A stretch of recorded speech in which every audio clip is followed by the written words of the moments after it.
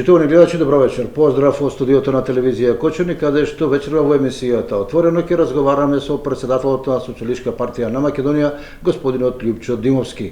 Неговиот престој во Кочани го искористивме да слушнеме негов коментар за повеќе актуелни теми со оглед на состојбите во државата кои се на моменти драматични, на моменти тезични, па дури национално тезични, се спомнуваат крстови, се спомнуваат џами и така натаму.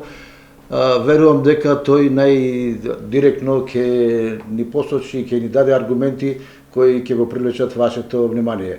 Добро вечер и посакувам добре дојде и убав престој во Кочани. Добро вечер. Драго ми е секогаш кога доаѓам во Кочани да бидам и гостен во вашата телевизија, во емисијата и воедно ги поздравувам и сите ваши гледачи. Така, вечерва имате трибина со вашите членови, вашите симпатизери во Кочани. На која тема ќе разговарате? Тоа е мобилизација на членството во пресрет на случувањата кои што е сосема известно дека во текот на следната година ќе се случат. Станува збор за претседателските и парламентарните избори. Така да, тоа е редовна средба. Многу ми е драго што повторно сум со моите сопартици во Кочани. Општинската организација на Социјалистичката партија на Македонија во Кочани бележи еден тренд на прогрес, тоа многу ме радува. И од тие причини сметам дека е многу добро што почесто да бидеме заедно, заради тоа што на тој начин заеднички градиме стратегиите како да настапуваме, а во исто време и ги воспоставуваме релациите помеѓу членството и раководството на партијата да бидат што потесни и што поинтензивни во случајов. Така. Ги спомнавте претседателските и парламентарните избори, ќе одат ли заедно, какви се вашите сознанија или пак прогнози ако сакате? Може сега да прогнозираме затоа што никош не се знае. Ние настапуваме од едни чести намери како опозицијска партија во склоп на опозицијската коалиција Обнова на Македонија, заедно со нашите коалициони партнери ВМРО ДПМН, дека нужно е што побрзо да се одржат парламентарните избори. Ние сметавме дека тоа треба да се реализира и во текот на оваа година. Зошто? Затоа што сметаме дека секој ден повеќе за оваа влада значи се поголемо поправање на државата. И од тие причини мислевме дека и сметаме се уште дека нужност е парламентарните избори да се одржат што поскоро. Сега, дали ќе се одржат заедно со вториот круг на претседателските избори, расположението веќе се менува и кај партиите во власта, така да и останува да Социјалдемократскиот сојуз како една изолирана политичка партија која што се уште смета дека тие треба да бидат раздвоени, но сметам дека е потребно разумно да надвладее и да се има во предвид пред се државниот интерес, а на крајшта и треба да се биде рационален и домаќински да се однесува било која влада во делот на трошењето на народните пари, односно на буџетските средства, да не се дуплираат тие. Станува збор за сериозна сума на финансиски средства, 15 милиони евра за секој изборен круг, односно за секои избори, така да би било неразумно без потреба да се фрлаат пари. Да се дуплираат, што се вели трошоците заради поедини желби. Спомнавте трошење на пари, денес имавте соопштение од партијата за, би рекол, неразумно трошење на пари за винскиот фестивал во Белград, скратено кажано некој подолго неговото име. Винска визија на отворен Балкан. Визија, така. Да, тоа е во ред за поздрав е изложувањето на винарските изби, на нашите македонски вина на еден таков саем. Тоа е втор поред саем за вино во Белград, на кој што 70 на дистилерии и винарски изби од Македонија учествуваат, но за нас е неприфатливо начинот на трошењето на финансиските средства, на буџетските пари, на народните пари, со единствена цел за задоволување на потребите на врвот на раководството државно, затоа што финансиските средства се народни и тие треба да бидат во интерес на народот, на економијата и можно рационално да се трошат со оглед на вкупната економска и финансиска состојба во државата. Белградските случувања не се пример за такво рационално трошење, затоа што станува збор за во овие услови енормна висока сума на финансиски средства за кое што сметаме како партија врз основа на информациите со кои што располагаме, дека не е запазена законската процедура околу објавување на јавни огласи, избор на најполни понудувачи и така натаму. Сето тоа дури станува збор за авансно плаќање на сериозни суми на финансиски средства, прво во делот на организирање на така наречената македонска вечер, која што се одржа предходниот ден и во моментов последната вечера која што организира министерот за земјоделство за лица или компании кои што се од интерес на винарскиот бизнис. Сето тоа е во ред, но сметаме дека врз основа на субвенциите кои што винарските визби во Македонија ги добиваат од страна на државата, дека е редно и тие да учествуваат со одреден износ во покривање на трошоците. Во овој случај за тоа не станува збор. Од друга страна, сведоци сме на повеќе години на исплатување на субвенциите кои што по закон им следат на земјоделците, во случајот на лозаропроизводителите, и тие се пренасочуваат за да се покриваат трошоците на винарските визби, кои што патем морам да напоменам дека во изминатите неколку години по неверојатно ниски цени го откупуваат родот на грозија од страна на лозарите, се создава екстра профит, неверојатно висока добивка. Тие винарски визби, не велам за сите, но оние најголемите се со една висока финансиска потенција и тие можат да влезат, да речем, во еден процес на кофинансирање на сите трошоци, кои што на крај на краишта се конкретно за винарскиот бизнис од Македонија. Дали таквиот начин на работење промовира и она што се случуваше и со Чебрен, Тиквешкото езеро кој ќе им се даде на грците, потоа коридорите 8 и 10, секоја, би рекол, инвестиција или почеток или иницијатива за инвестиција е некако аферична, малку има примеси на афери. Има многу примеси на афери, ние на тоа секогаш предупредуваме, но ако малку ја изанализираме целата ситуација и со коридорите 8 и 10 и со Чебрен, станува збор за високо коруптивни сделки на кои што власта едноставно нема никаков одговор. Чудно е не сака да одговори дури ниту на стручната фела.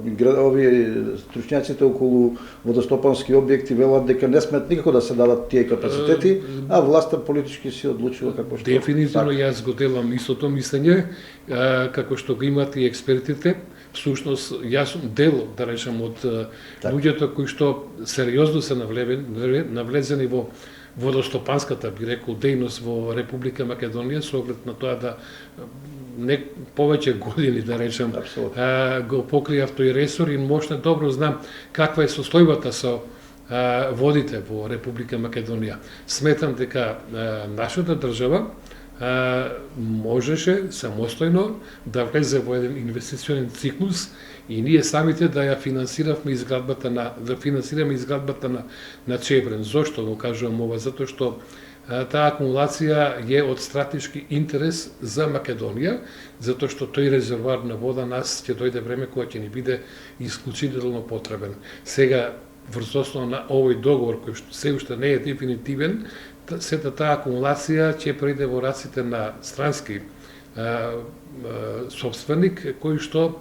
ќе располага и со акумулацијата во Чебрен, која што ќе се изгради и со Тиквеш и ќе ги пренасочи тие води за потребите на нашиот јужен сосед за наводнување, а ќе дојде време затоа што покрај храната и водата ќе биде стратешки производ. Наредната војна нема да се води за нафта, ќе се води за вода. Точно така, за вода, а ние во тој случај нема да имаме контрола врз македонските води. Оттаму сметам дека И е сосема логично да се ревидира тој договор и да се стори све што се може за да може да Македонија да биде носителот на Република Македонија, значи државата носител на таа инвестиција. Со оглед на тоа дека владата веќе има намера да обезбеди 500 милиони евра за потребите на изградба на коридорите, ние веќе отприлика 200 милиони евра имаме платено, а нема никакви резултати од тие вложени средства, освен оние дупки што беа ископани.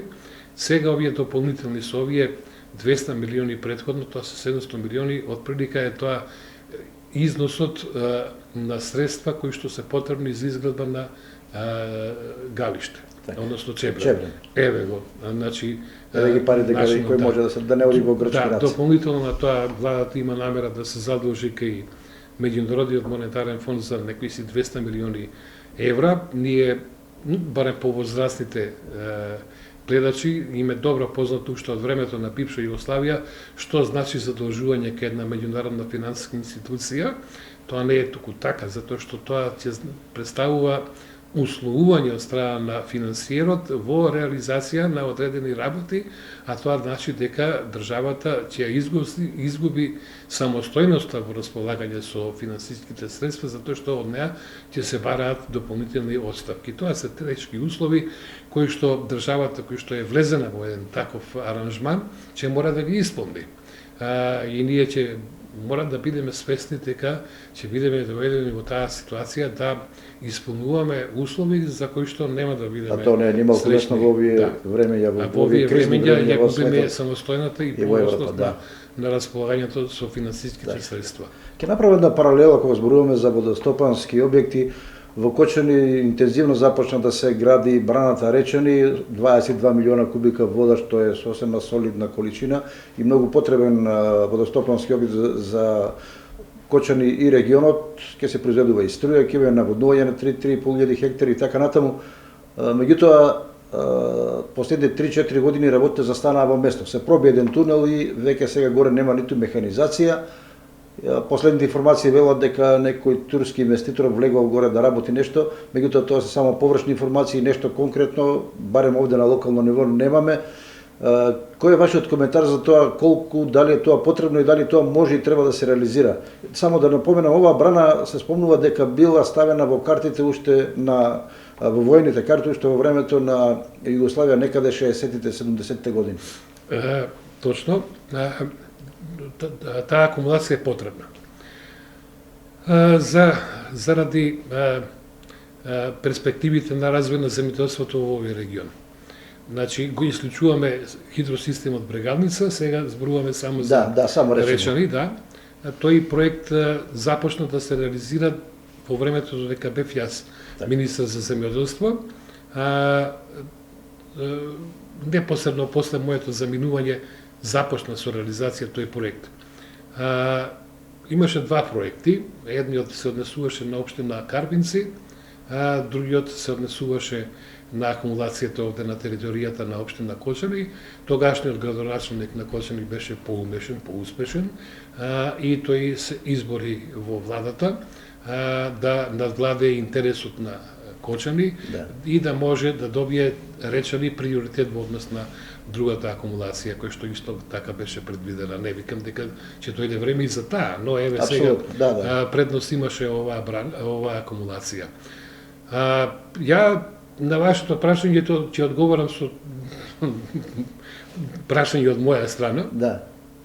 Дали гледате вие дека било која инвестиција во држава во последните 7 години барем има 1 милиметар прогрес? Нема ништо, све е застанато. И доволно е јасно за сето тоа, затоа што мислам дека оваа власт, односно влада, е непогодвена за било каква инвестиција, затоа што сведоци сме дека во изминативе 7 години, ама буквално нема ниту еден капитален, да речем, проект кој што се реализирал. Или се, ако е започнат, да има некој си прогрес или континуитет во реализацијата. Ќе почнам од патот Кичево-Охрид, па еве да завршиме и со акумулацијата Речани. Мислам, тоа е жалосно и за тоа треба да бидат свесни и граѓаните, дека она што претходната влада го има превземено, како што го има оставено, така и ништо се нема променето. Така. Да се вратиме малку на политичките теми, иако Социјалистичката партија уште времето на Љубисав Иванов Дзинго секој што ставаше во преден план економијата, стопанството, меѓутоа моменталните состојби верувам се такви да мора прво да се средуваат работите кога се зборува за политиката, престојат избори и верувам дека секој биде насочено во тој правец. Денове слушаме многу, ајде да не речам дрски, ќе речам храбри изјави на Ковачевски дека тој ќе биде идниот мандатар или пак на Ахмети дека тој е газдата, односно дуе газдата на Македонија и тоа побудува кај граѓаните соодветни реакции, би рекол ги скокотка нивните чувства. Па, што да кажам, нека продолжат тие со тој наратив, со таа реторика. Ќе бидат сериозно изненадени со изборните резултати. Анкетите велат сосема друго нешто. На изборите, затоа што анкетите се неумоливи со резултатите кои што ги даваат.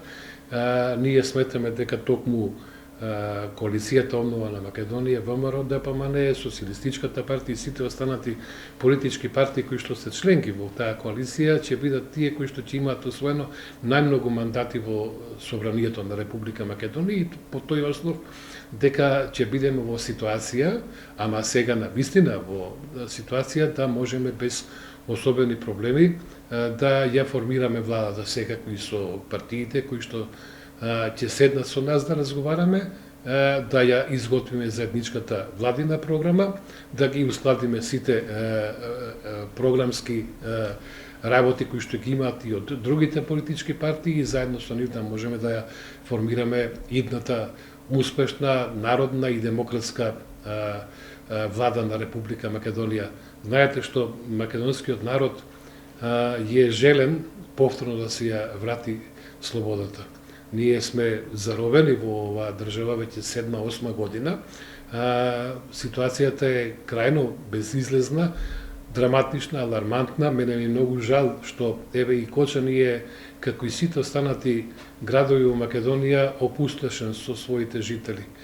Повеќе од половина жители во градовите во Македонија, особено во Источна Македонија, се иселени.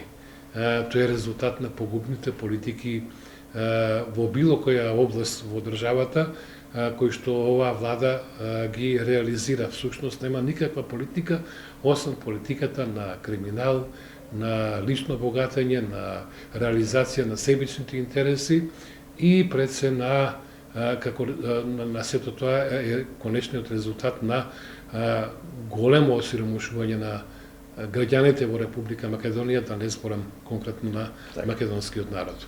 Кои бројки во делот на пратенички мандати би биле, да речеме, оптимални за да може да се функционира ефикасно и поквалитетно, да не се зависи од оној основен фактор кој е албанскиот?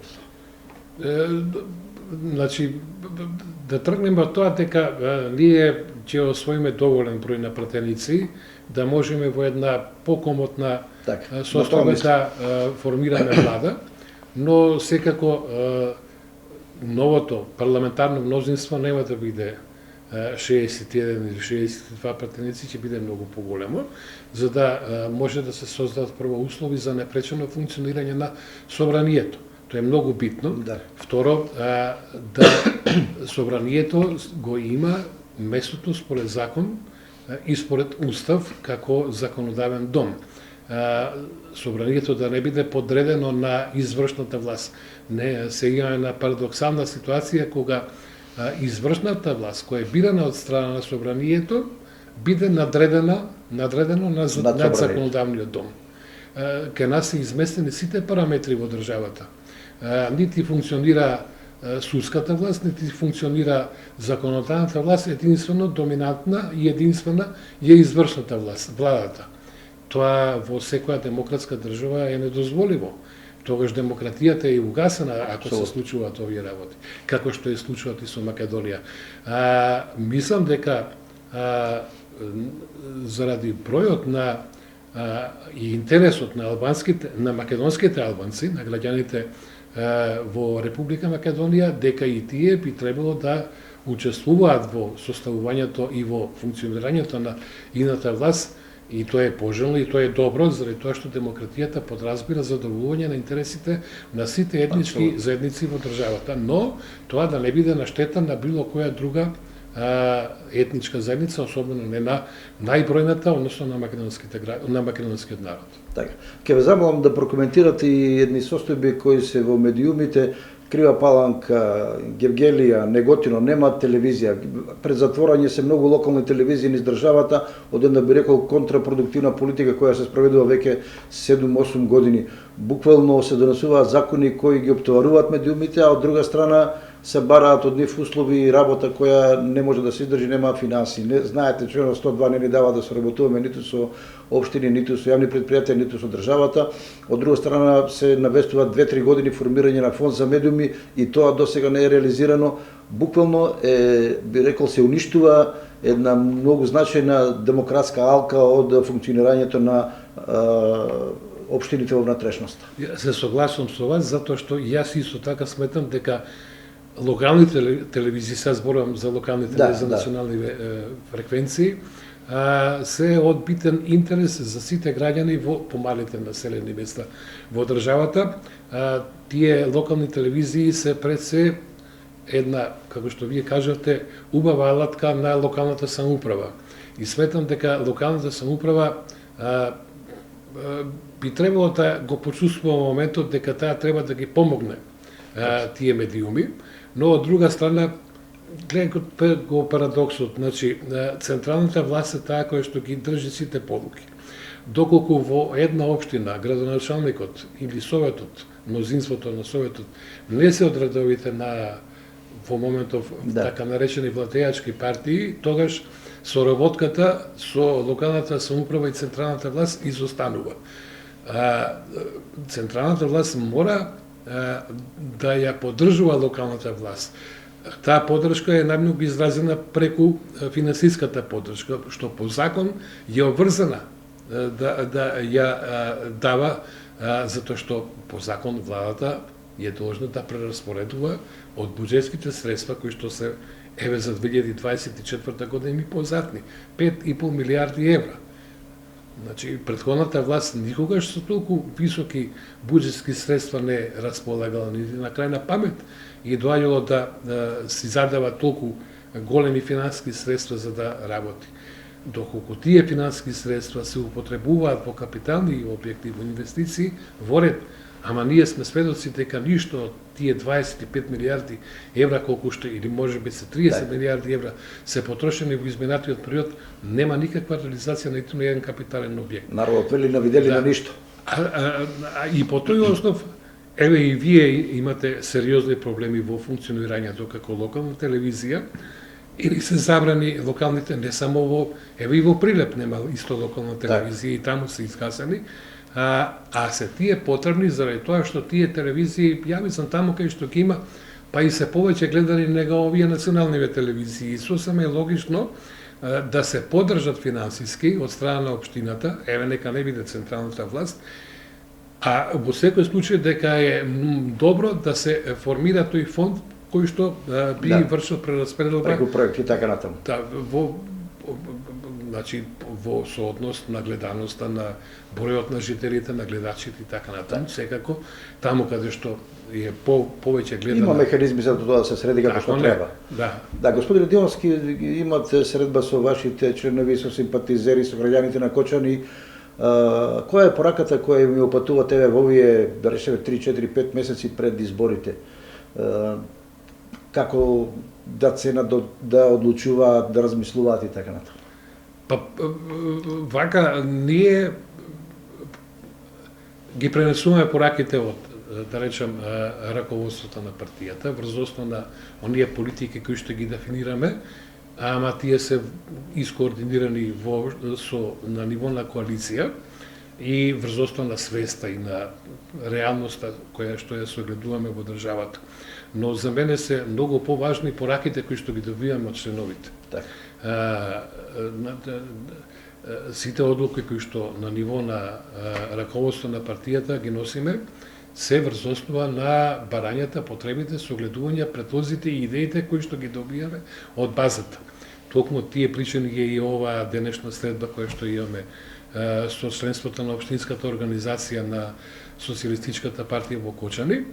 Ќе ги сослушаме значи, сите нивни предлози и идеи, а особено во овој период заради тоа што сакаме по било кој основ сите потреби кои што ги чувствуваат сега членовите како граѓани на општина Кочани, сакаме да ги преточиме во нашата изборна програма, која што ќе правиме заедно со ВМРО-ДПМН и сите останати политички партии во коалицијата. Ние сакаме да излеземе со една реална програма, да не ветуваме нереални работи кои што нема да можеме да ги изреализираме, но она што граѓаните од нас го бараат и членовите во овој случај, тоа сакаме да го ставиме на хартија, да биде реално и да можеме како нова влада, кога ќе се формира, да и уште во првите неколку месеци да започнеме со реализација на тие проекти кои што се фактички одраз на потребите на самите граѓани. Затоа јас многу често доаѓам во Кочани, сите тие работи ги имаме нотирано. Што треба да се подобри во општината, значи на локално ниво, што треба на регионално ниво да се подобри и што на крајшто треба да се подобри на централно ниво. Ја можам да кажам, еве сега во оваа ситуација, пошто до пред малку имав средба со земјоделците од овој регион, неспорно е дека во ова време,